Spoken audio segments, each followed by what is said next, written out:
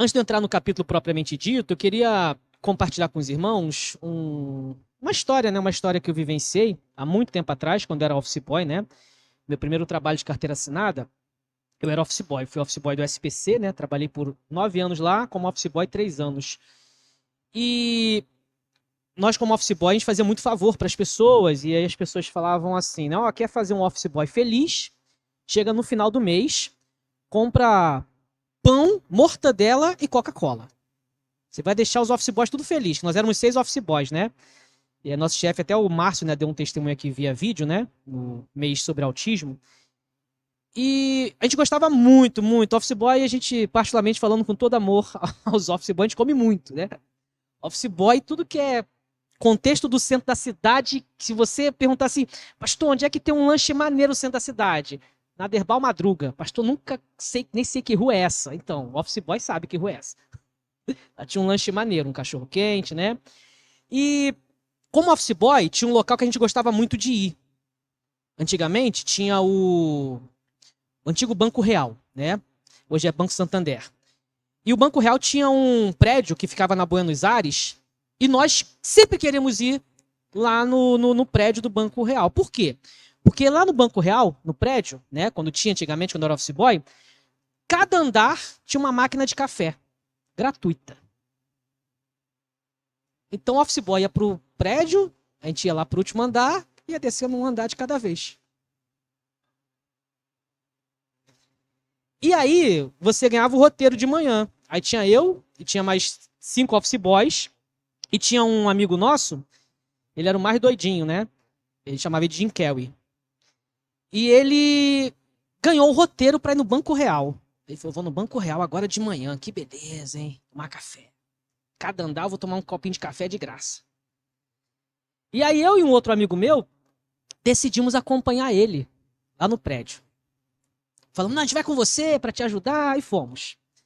Quando chegamos no andar que tinha a máquina de café, né, lá no primeiro, aí tinham vários andares, cada andar com uma máquina de café. Ele foi entregar a correspondência, ficou eu e esse outro amigo meu, né, lá na máquina. Enquanto ele foi entregar a correspondência, alguém que trabalhava ali naquele andar olhou para mim, para esse outro amigo, né, o Cleiton, né, o Cleiton até me ganhou para Jesus, né. Um dia eu vou trazer o Cleiton aqui para cantar e a esposa dele para pregar, se Deus assim permitir. E aí ficou eu e o Cleiton na máquina, e o rapaz que estava trabalhando ali chegou e perguntou pra gente, vocês querem um pãozinho com café?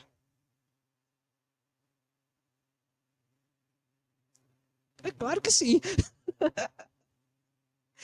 E aí a gente falou, poxa, claro, poxa, vai ser uma bênção. E aí o rapaz veio com 2 pães. Um pra mim, um pro Cleiton, mas tinha um terceiro office boy, que era o dono do roteiro. Que entrou, e por ter entrado, o que ele não ganhou? Não ganhou pão. Quando ele saiu, é o Jim Carrey, né? Que era o Daniel. Quando o Daniel saiu, é história de office boy, irmãos, mas é verídica. E viu que nós dois tínhamos ganhado pão, e o roteiro era dele, ou seja, o pão era de quem? Dele. Ele gritou, meu pão. Veio pra cima da gente desesperado. E aí ficou aquela briga, meu pão, o pão é meu, pão é meu, pão é meu, pão é meu, e não sei o quê. Ele ficou tão chateado que ele pegou e foi embora, revoltado da vida. Brigamos por causa do pão. Não tinha pão para todo mundo. Mas a Bíblia diz que tem pão para todo mundo. Eu queria te convidar a abrir a palavra de Deus no capítulo de número 6 do Evangelho de João. É o capítulo que mais fala de pão. Sério, pastor? Sim. Que mais usa essa terminologia. Pão. E se o pão acabar? E quando a gente acha que não vai dar o pão para todo mundo? E quando Deus te testa e te pergunta, Felipe, vai dar ou não vai dar o pão para todo mundo? Vai conseguir alimentar todo mundo? João capítulo 6, primeiramente do versículo 1 ao versículo de número 15, diz assim: depois dessas coisas, Jesus atravessou o mar da Galileia, que é o de Tiberíades. Uma grande multidão seguia porque tinha visto os sinais que ele fazia na cura dos enfermos. Então Jesus subiu ao monte e sentou-se ali com os seus discípulos. Ora, a Páscoa, festa dos judeus, estava próxima. Então Jesus, erguendo os olhos e vendo uma grande multidão se aproximava, que uma grande multidão se aproximava, disse a Filipe: onde compraremos pão para lhes dar de comer? Mas Jesus dizia isso para testá-lo, porque sabia o que estava para fazer. Filipe respondeu: nem mesmo 200 denários de pão seria suficiente para que cada um recebesse um pedaço. Um dos discípulos, chamando André, irmão de Simão, Pedro, disse a Jesus: aqui está um menino que tem 5 pães de cevada e 2 peixinhos. Mas o que é isto para tanta gente? Jesus disse: façam com que todos se assentem no chão. Havia muita relva naquele lugar. Assim os homens se assentaram e eram quase 5.000. Então Jesus pegou os pães e, tendo dado graças, distribuiu-os entre eles, e também igualmente os peixes, tanto quanto queriam. E quando já estavam satisfeitos, Jesus disse aos seus discípulos: recolham os pedaços de pão que sobraram, para que não se perca. Assim, pois, o fizeram e encheram 12 cestos de pedaços de 5 pães de cevada que sobraram, depois que todos tinham comido. Quando as pessoas viram o sinal que Jesus havia feito, disseram: este é verdadeiramente o profeta que devia vir ao mundo. Jesus ficou sabendo que estavam para vir com a intenção de fazê-lo rei à força. Então ele se retirou outra vez sozinho para o monte. Esse primeiro milagre da multiplicação dos pães, ele é registrado nos 4 evangelhos. Mateus, Marcos, Lucas e João registram esse milagre.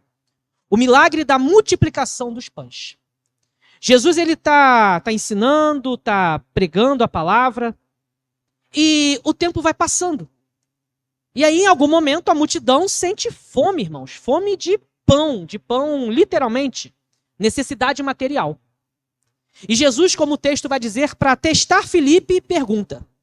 Para saber se Filipe estava alinhado a respeito de quem Jesus é. A respeito de uma característica muito importante a respeito de Jesus enquanto Deus. Filho do Deus vivo. Ele pergunta para Filipe: e aí, Filipe?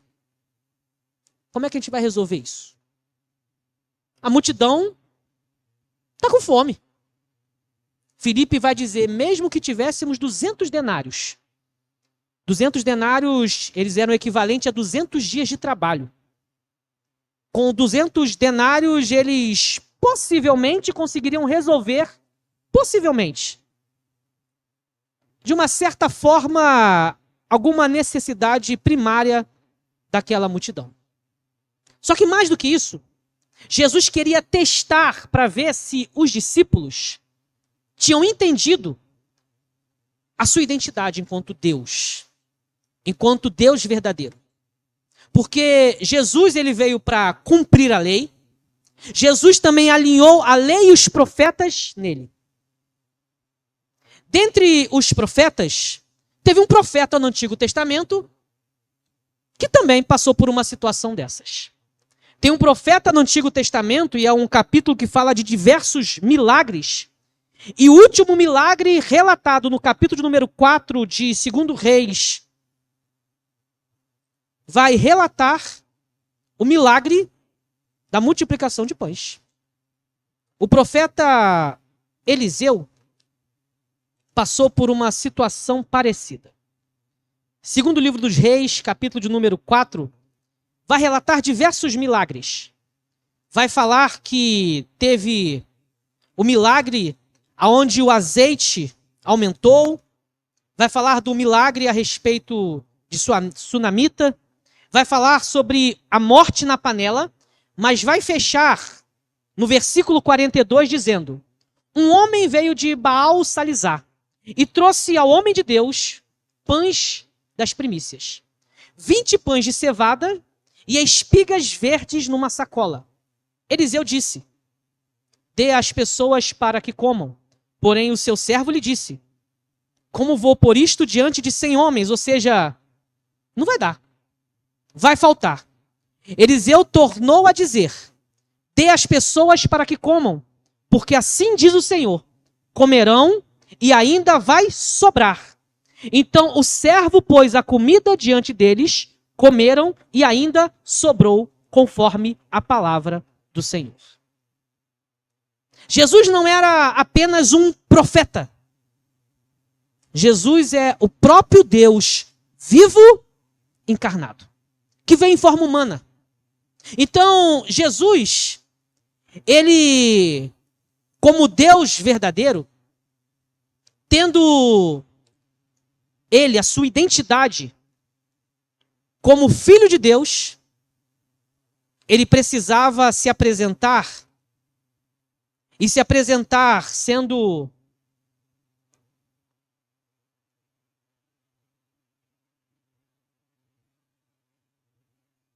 o Jeová Jireh, ou Yahvé Jireh, o Deus provedor, o Deus que provê, o Deus que provê, o Deus que proveu alimento para o povo enquanto o povo atravessava o deserto, o Deus que provê, como o apóstolo Paulo vai dizer, provê segundo a sua riqueza.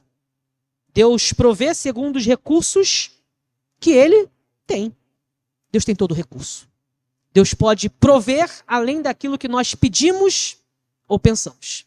Então, quando Jesus pergunta para Filipe para testar, e João vai detalhar essa questão.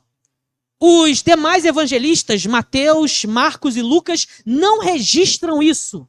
Eles registram o milagre, mas não registram o teste. João vai dizer, e Jesus testando Filipe. Porque Jesus gostava de testar seus discípulos. Jesus perguntou, quem os homens dizem que eu sou?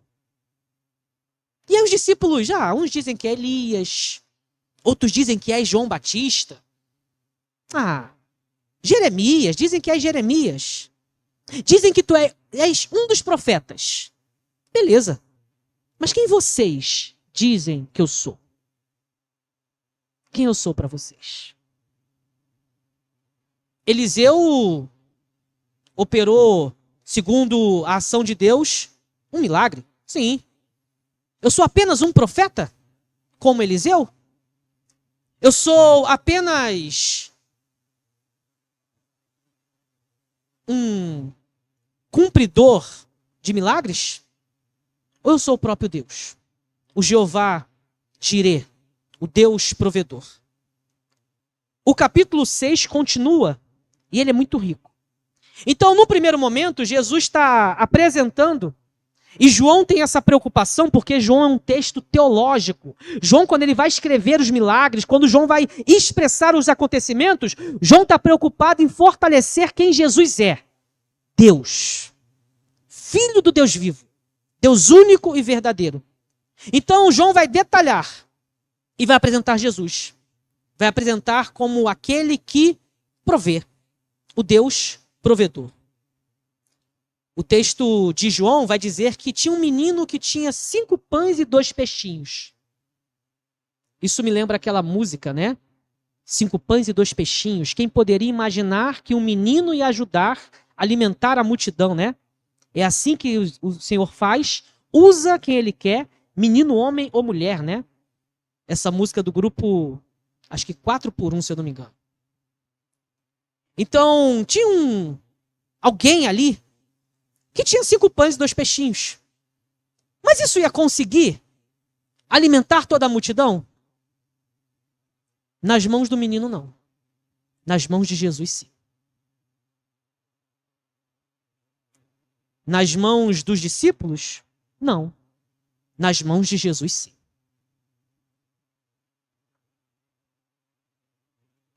Nas nossas mãos, irmãos, tem milagres que não acontecem. Mas nas mãos de Jesus, todo milagre que Deus quer fazer, Ele faz. Porque Ele é provedor. Então, Jesus provê o alimento físico. Jesus provê o pão necessário para alimentar aquela multidão. Para alimentar aqueles que tinham a necessidade do pão enquanto alimento. Só que o texto continua e João vai agora explicar a respeito de uma segunda característica de Jesus enquanto Deus. No versículo 16, ele vai dizer: ao final do dia, os discípulos de Jesus desceram para o mar e, entrando no barco, passaram para o outro lado, rumo a Cafarnaum. Já estava escuro e Jesus ainda não tinha ido até onde eles estavam. E o mar começava a ficar agitado, porque soprava um vento forte. Os discípulos já tinham navegado uns 5 ou 6 quilômetros quando viram Jesus andando sobre o mar, aproximando-se do barco, e ficaram com medo. Mas Jesus lhe disse: sou eu, não tenha medo. Então eles receberam com alegria e logo o barco chegou ao seu destino. João agora vai explicar um segundo milagre. Algo miraculoso que Jesus fez. Jesus andou sobre as águas.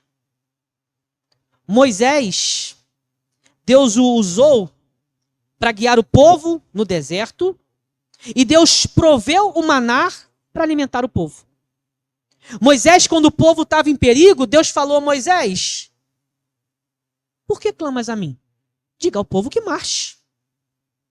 Mas tem um mar vermelho para eu passar, como que passaremos? O mar vai se abrir. O mar se abriu, o povo mesmo com medo atravessou o mar, Deus livrou o povo das mãos de Faraó. Só que com Jesus e em Jesus o milagre foi diferente. Alguns cientistas tentando desmerecer a Bíblia tentam explicar o milagre do mar vermelho se abrir de diversas formas. E tentam, de alguma forma, dizer o vento veio para cá, talvez veio para lá, e tentam achar explicação naquilo que é milagre. Só que Jesus fez algo muito além. Não passou no meio do mar. Ele andou sobre as águas. Explica isso. Só Deus. Só Deus. Porque João está preocupado em afirmar uma segunda característica de Deus. E nós cantamos isso hoje em alguns louvores. Primeiro, João está preocupado em dizer: ele é Deus provedor. Agora, João está preocupado em apresentar: ele é El Shaddai. Ele é Deus Todo-Poderoso. Ele tem todo o poder. Ele é poderoso para andar sobre as águas. Ele é poderoso para fazer o impossível. Nós cantamos isso. E a gente duvida, irmãos. Nós vivemos um tempo onde, por causa do liberalismo teológico, por causa de algumas vertentes teológicas que tentam desmerecer o poder de Deus e nem creem mais na manifestação dos dons miraculosos também do Senhor. E quando eu estava lendo esse texto, eu também passei pelo texto de Coríntios, né? Quando vai falar sobre os dons espirituais, vai dizer que tem o dom da fé, os dons de curar e o dom de operar maravilhas. Será que se hoje Deus decidir operar algo sobrenatural, como é que a gente reage a isso, irmãos? Será que o nosso coração está tão afetado e contaminado por ideias errôneas e erradas a respeito de Deus, que tentam desmerecer quem Jesus é, que se nós vermos um milagre, a gente até duvida? Será que a gente crê ainda em milagres, irmãos? Será que a gente crê em milagres? Ou será que a gente está tão afetado pelos ensinamentos da época que querem apresentar Jesus como que é um profeta? Foi um profeta? Ah, quem foi Jesus? Ah, foi um... Hoje em dia defendem muito... É um revolucionário. Causou uma revolução. Um grande líder religioso. A gente crê que Jesus é Deus Todo-Poderoso? É aquele que pode fazer infinitamente mais do que pedimos ou pensamos? É aquele que provê, mas aquele que tem também todo o poder de andar sobre as águas? De fazer coisas além do nosso alcance e da nossa explicação? Jesus andou sobre as águas. Jesus fez algo que os discípulos também não entenderam. Mateus vai dizer que os discípulos falaram, é um fantasma. Vindo em cima das águas, a nossa direção deve ser um fantasma. Deve ser um fantasma. Os discípulos estavam passando um teste, irmãos. O teste da fé. Se a fé deles estava firmada em Jesus enquanto o Messias prometido, Filho de Deus, ou apenas mais um líder. Como os discípulos de Emaús, cabisbaixos, depois que Jesus tinha sido crucificado. E eles ali, Jesus falando com eles, Jesus já ressuscitado, falando com eles e eles desanimados. Ah, você não ouviu o que aconteceu com o Nazareno? Vocês não viram o que aconteceu? Será que a gente crê ainda no poder de Deus, irmãos? Será que o poder de Deus se tornou algo tão distante da nossa realidade, da nossa fé, da nossa crença e experiências? Eu estava lendo e estou lendo, amanhã eu vou dar aula na Assembleia de Deus, né? Tem uma Assembleia, a Assembleia do Lins. De vez em quando eles me chamam para dar aula. Ano passado eu dei aula sobre Atos dos Apóstolos para eles, amanhã eu vou dar aula sobre a doutrina da Trindade. Umas 4 segunda-feiras, né? Quase 5, na verdade. E estava falando sobre a pneumatologia, que é a doutrina a respeito do Espírito Santo. Ou a paracletologia, né? Que é a respeito dos dons, da ação do Espírito Santo. E aí, uma das coisas que me chamou a atenção, eu vim do contexto pentecostal, fui 5 anos e 3 meses da Assembleia de Deus, e vi muita coisa de poder de Deus mesmo acontecer, irmãos. De ação de Deus mesmo, não apenas emocionalismo, como hoje em dia, infelizmente, muitas igrejas neopentecostais agem. E aí, uma das perguntas do livro está me inquietando. Está me inquietando. Vai ser uma das últimas aulas que eu vou ministrar lá. Será que o poder de Deus na sua vida se tornou uma memória saudosa? Saudosa. Oh, memória saudosa. Eu tenho saudade do poder de Deus. Da forma que Deus fazia. Será que é algo tão distante do nosso presente hoje, irmãos? A crise é minha, eu estou falando que a crise é minha. Será que essa ação do poder de Deus é tão distante do nosso presente porque se tornou simplesmente uma memória do museu das nossas experiências? E a gente fica no saudosismo. Ah, na minha época, naquele tempo, Deus fez isso, fez aquilo outro. Aí se tornou o quê? Se tornou um museu. As experiências do poder de Deus se tornou um museu das minhas memórias. E no meu presente? E no meu presente? Quem sou eu para negar seu poder, Senhor? A gente cantou isso, irmãos. A gente cantou isso, irmãos. João tem como intenção lembrar aos seus escritores, aos seus leitores, melhor dizendo, através de seus escritos, de que Jesus é o Deus provedor, mas que Jesus também é o Deus Todo-Poderoso. Ele tem todo o poder. Jesus é aquele que provê e proveu o pão material, o pão para alimentar a multidão. Mas Jesus é o Deus Todo-Poderoso que foi andando sobre as águas, que deixou os discípulos abismados, porque Ele é o Todo-Poderoso. É o Deus Todo-Poderoso. João agora vai aprofundar essas duas verdades. E João vai aprofundar dizendo que esse Deus provedor não se limita à provisão terrena. Esse Deus todo-poderoso que pode nos dar livramentos, como Deus deu livramento aos discípulos, acalmando o mar, a tempestade ali, livrando, quando Mateus vai detalhar, Pedro, né, de se afogar. Esse Deus todo-poderoso, esse pão que alimenta, esse que provê o alimento, ele vai além. Versículo 22. No dia seguinte, a multidão que tinha ficado do outro lado do mar notou que ali havia apenas um pequeno barco e que Jesus não tinha entrado nele com os seus discípulos, tendo este partido sozinho. Entretanto, outros barquinhos de Tiberíades se aproximaram do lugar onde a multidão havia comido pão depois que o Senhor deu graças. Essa cidade de Tiberíades era uma cidade localizada onde ela foi implantada em cima de um cemitério antigo.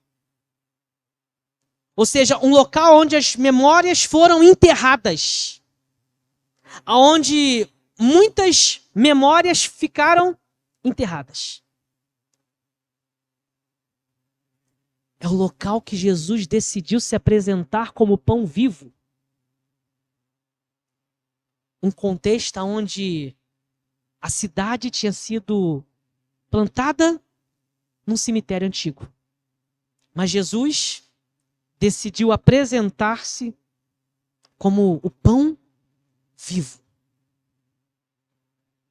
Quando aquela multidão viu que Jesus não estava ali, nem os seus discípulos, entraram nos barcos. Partiram para Cafarnaum à procura de Jesus. Tendo-o encontrado no outro lado do mar, lhe perguntaram: Mestre, quando o Senhor chegou aqui? Jesus respondeu: em verdade lhes digo, que vocês estão me procurando, não porque viram sinais, mas porque comeram os pães e ficaram satisfeitos. Trabalhem não pela comida que se estraga, mas para que permanece para a vida eterna, a qual o Filho do Homem dará a vocês, porque Deus o Pai o confirmou com o seu selo. Essa terminologia, esse convite a trabalhar pelo pão, é um convite a um trabalho da graça. Tem um cântico antigo, né? Que diz que o meu trabalho é descansar em Deus. Então, esse termo é um convite a trabalhar pela eternidade em termos de descansar em quem Jesus é. Por quê? Porque eles tinham se alimentado do pão, eles estavam apenas ouvindo os ensinos do Mestre. Quem proveu o pão? Jesus. Os discípulos estavam desesperados na direção que Jesus tinha dado, segundo o destino que Jesus tinha assim direcionado a vida deles. E quem proveu o livramento? Jesus. Jesus está convidando a multidão ao trabalho de descansar em quem Ele é. Salmo 46, versículo 10. Aquietai-vos. Sabei que eu sou Deus. Jesus está convidando a depositar sua força na confiança dele. Trabalhem a confiança de vocês. Então lhe perguntaram: que faremos para realizar as obras de Deus? Sabe qual é a obra? Agora Jesus vai falar. Jesus respondeu: a obra de Deus é esta, que vocês creiam naquele que Ele enviou. Sabe qual é o principal trabalho?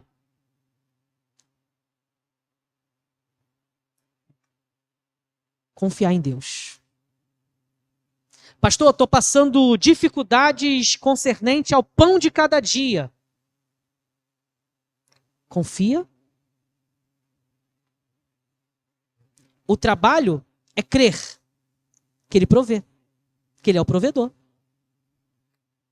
Ah, pastor, tenho feito minha parte, tenho botado currículo, tenho batido em portas.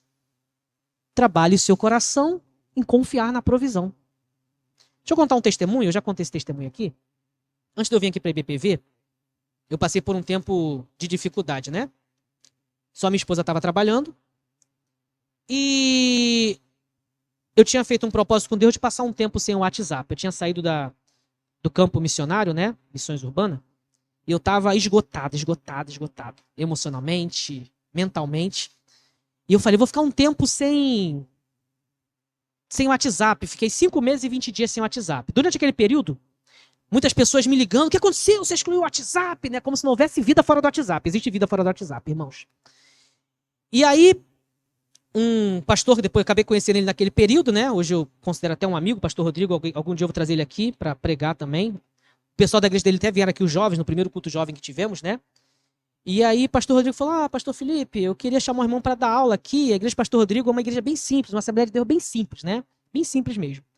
E eu tava dando aula lá, e aí chegou um dia que Fabi, né, cheguei, a Fabi falou, Felipe, acabou o ovo.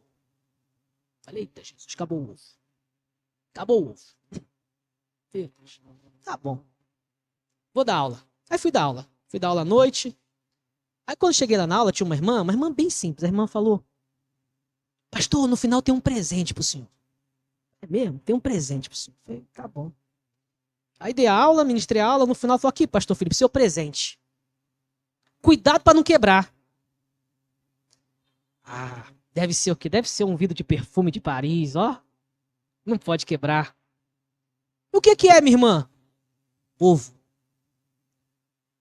Eu tenho um galinheiro lá em casa. E eu senti no coração de trazer ovo pro irmão, não sei porquê. Eu falei, mas eu sei porquê. Um dos melhores presentes que eu já recebi, irmãos. Ninguém sabia. Só quem sabia era a Fabi, eu e Deus. Mas Deus proveu. Os mínimos detalhes, irmãos. Deus provê. Às vezes, coisas mais mínimas que a gente às vezes se preocupar. Qual era a minha preocupação? Tinha que preparar a aula. Prepara a aula. Faz o que você tem que fazer. Eu não te chamei para servir, então sirva. Faz tua parte. Mas Deus, acabou o ovo. Deixa comigo. Deixa comigo.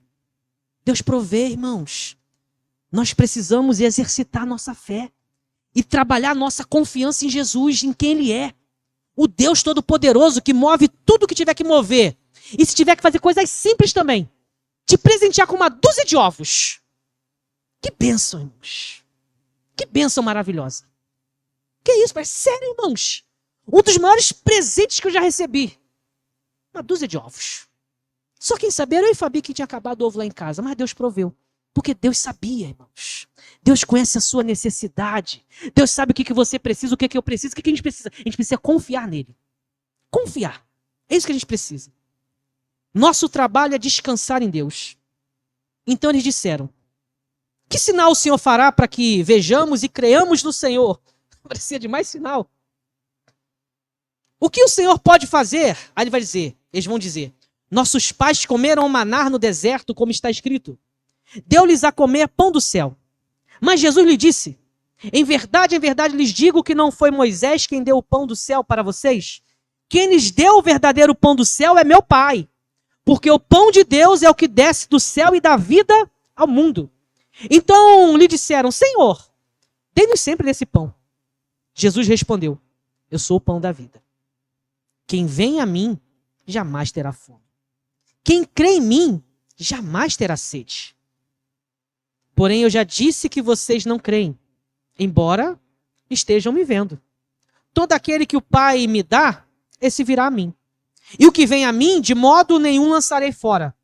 Porque eu desci do céu para fazer não para fazer a minha própria vontade, mas a vontade daquele que me enviou. E a vontade daquele que me enviou é esta, que eu não perca nenhum de todos os que ele me deu.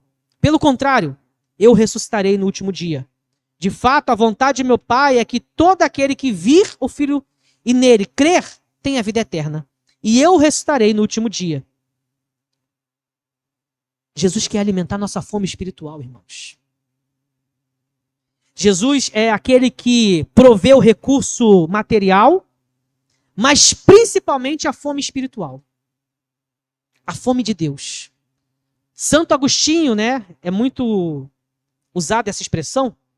Ele diz que dentro do ser humano tem um vazio que ele chama de vazio existencial. E esse vazio só pode ser completado com Deus. Tem uma fome de Deus. Santo Agostinho diz: a nossa alma é inquieta e só descansa quando está em Deus. Nosso coração tem fome de Deus, irmãos. Nossa alma, como o Salmo 42 vai dizer, ela tem sede da presença do Deus vivo, assim como as corças anseiam por água. Nosso corpo tem fome de pão? Sim. Temos necessidades físicas, fisiológicas, temos. Jesus tem poder para prover recursos para a gente? Tem. Mas o principal é Jesus ser o alimento da nossa alma. É Jesus alimentar o vazio da nossa vida. É Jesus ser o pão vivo que desceu do céu. Nem todo mundo que estava ali, na multidão, estava querendo Jesus como o pão da vida. As pessoas estavam ali na multidão querendo o milagre do pão material. Querendo que Jesus fizesse o sobrenatural, provesse o pão, o peixe, o alimento físico. Só que Jesus vai para um outro patamar.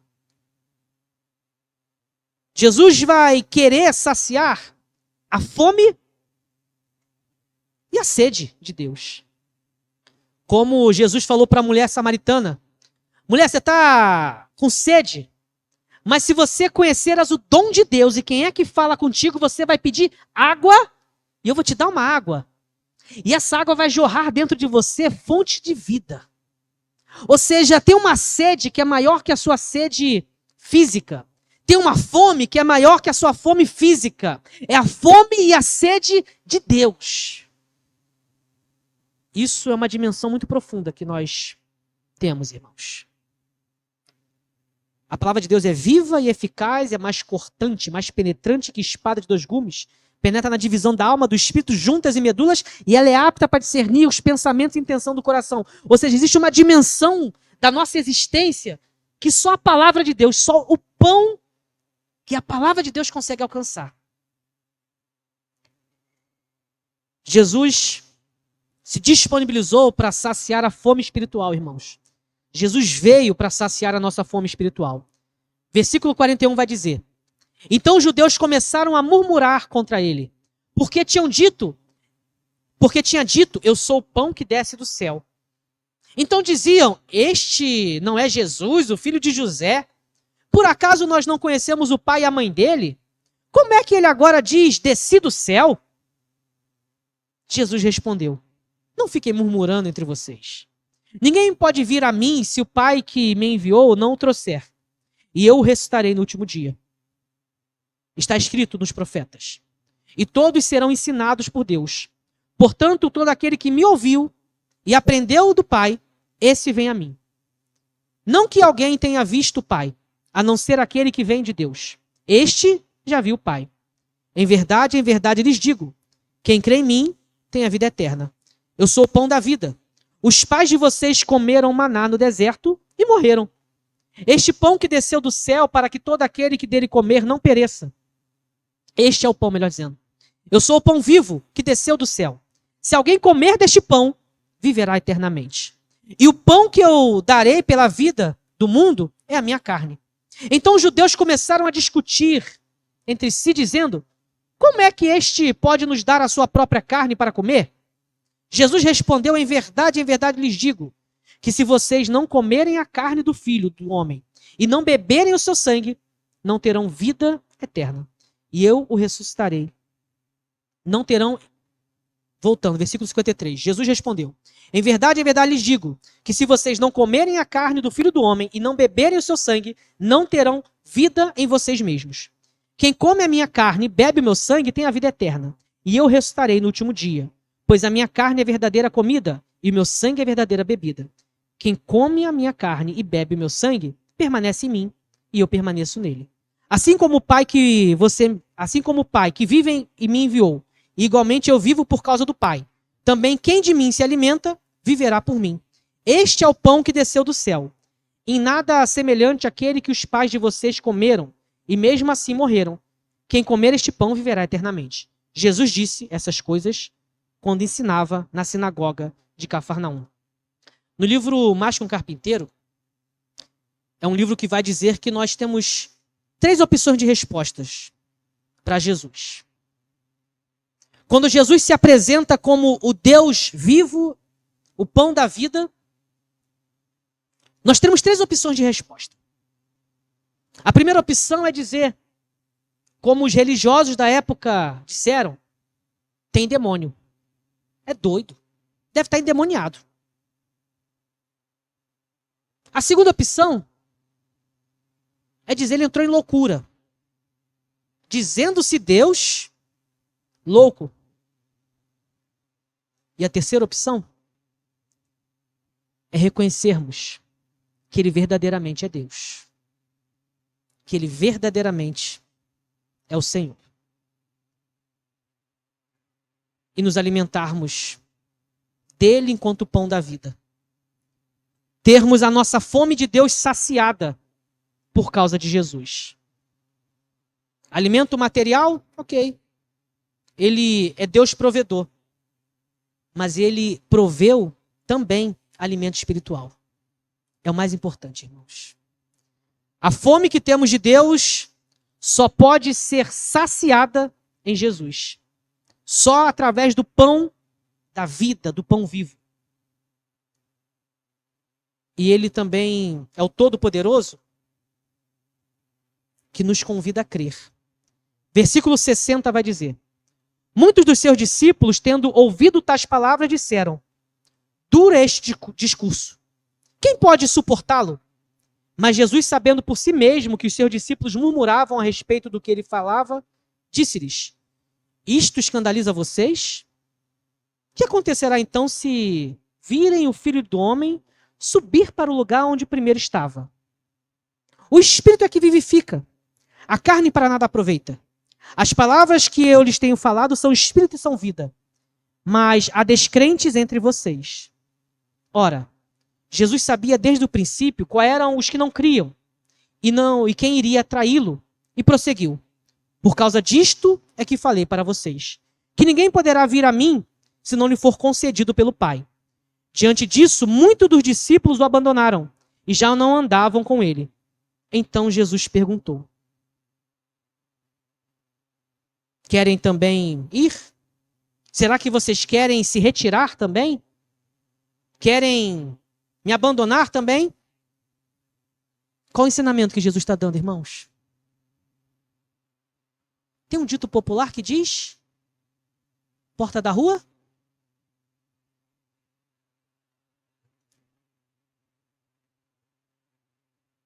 Jesus provê o material. Jesus dá livramento para o ser humano. Mas Jesus quer alimentar espiritualmente e quer que reconheçamos ele como Todo-Poderoso. Se Jesus prover tudo para a minha vida material e me der grandes livramentos, mas eu não reconhecer ele como o único Senhor e Salvador, o único Deus verdadeiro, deu ruim. Deu ruim. Então Jesus vai perguntar aos discípulos: tem gente que veio preocupada com pão. Eu provi o pão. Dê livramento para vocês. Vocês viram andando sobre as águas?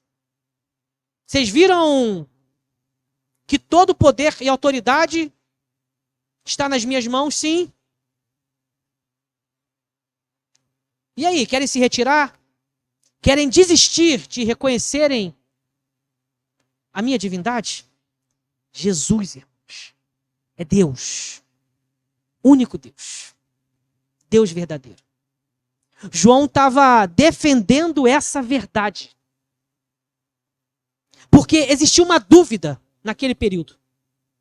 Quem é esse tal de Jesus? Quem é esse homem que estão contando histórias sobre ele? Quem é esse homem? Quem é esse que estão relatando tantas coisas sobre ele? Tantas questões a respeito dele?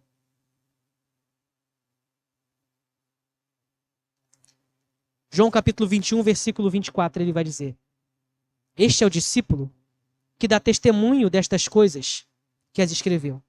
E sabemos que o seu testemunho é verdadeiro. Há, porém, ainda muitas outras coisas que Jesus fez. Se todas elas fossem relatadas uma por uma, penso que nem no mundo inteiro caberia nos livros que seriam escritos. Tem muitas outras coisas que Jesus fez. No capítulo 20, no versículo de número 31, João vai dizer: estes, porém, foram registrados para que vocês creiam que Jesus é o Cristo, o Filho de Deus, e para que, crendo, tenha vida eterna. Pastor, como que eu faço para alimentar minha fome de Deus? Creia em Jesus Cristo. Pastor, como que eu faço para ter a vida eterna? Creia em Jesus Cristo. Simão Pedro respondeu: Senhor, para quem iremos? Para quem iremos, Senhor? O Senhor tem as palavras da vida eterna. E nós temos crido e conhecido que o Senhor é o Santo de Deus. Então Jesus lhe disse: não é de fato que eu os escolhi, vocês, os 12, mas um de vocês é o diabo. Ele se referia a Judas, filho de Simão Iscariote, porque este, sendo um dos 12, era o que haveria de trair Jesus. Jesus poderia ficar mal resolvido concernente àqueles que não queriam seguir ele. Jesus poderia ficar inquieto, a multidão, poxa, deixaram de seguir meu canal do YouTube. Poxa, a multidão não está mais ouvindo as minhas ministrações. Poxa, tanto milagre que eu fiz e a multidão foi embora. Dê livramento para os discípulos agora estão pensando em ir embora. E Jesus, ó, eu sei que o Judas Iscariote vai me trair. Jesus sabia quem ele era. A única possibilidade de vida eterna com Deus, irmãos. Só tem um jeito de sermos salvos. O pão que precisamos e que não precisamos brigar, porque está disponível para todo mundo, é Jesus Cristo, irmãos. Não precisa brigar. Como no início da ministração eu falei a respeito daquele contexto onde o meu amigo veio, meu pão, meu pão, meu pão. Jesus é o pão disponível para quem tem fome. E é de graça. É de graça. Quer vida eterna? Jesus. Quer viver eternamente com Deus? Jesus. Quer ver milagres na sua vida? Jesus. Quer viver livramentos? Jesus. Ele pode prover o pão material. Ele pode operar milagres. Ele pode mudar a nossa história. Mas o mais importante, ele quer mudar a nossa eternidade. Porque sem Jesus, a nossa eternidade com Deus vai ser trágica. Com Jesus, a eternidade, a vida eterna com Deus, é uma eternidade saciados pelo pão da vida. Lá não vai ter fome, irmãos. Está na Bíblia. Porque somos alimentados pela presença de Deus. Só tem um jeito. É isso que João quer dizer. Só tem um jeito de termos a vida eterna. É isso que Pedro entendeu. Quando Pedro falou, para quem iremos nós? Para quem iremos nós? Ah, vou no próximo andar. De repente, no próximo andar, tem alguém com pão. Talvez no próximo andar alguém vai me dar pão. Ah, vou em outra igreja, porque em outra igreja talvez vão me dar o pão. Não, irmãos. É Jesus, irmãos. É Jesus. É por causa de Jesus. Talvez na história que eu relatei no início, meu amigo saiu chateado e poderia falar, agora vou em outro local arrumar pão. Irmãos, o pão que sacia a nossa fome de Deus é Jesus Cristo, irmãos. É o pão da vida. É o pão que nos dá vida eterna. Está com fome de Deus? Jesus Cristo. Está com sede de Deus? Jesus Cristo. Quer ver Deus operar na sua vida? Jesus Cristo. Quer ver milagres, livramentos? Jesus Cristo. Jesus. Fora de Jesus, não tem Deus. Não tem. Em Jesus, temos o Deus verdadeiro na nossa vida.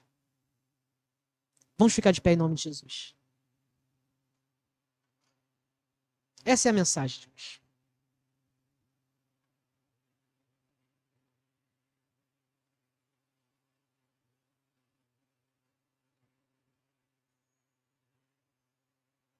Pastor, eu estou com fome de Deus. Jesus Cristo. Único caminho, única verdade, única vida. Fora dele, não tem pão da vida. Porque ele é o pão da vida. Sem Jesus, irmãos, a nossa fome de Deus será eterna. Continuaremos com fome eternamente. Com Jesus, não temos mais fome de Deus. Porque ele é o próprio Deus verdadeiro. Vamos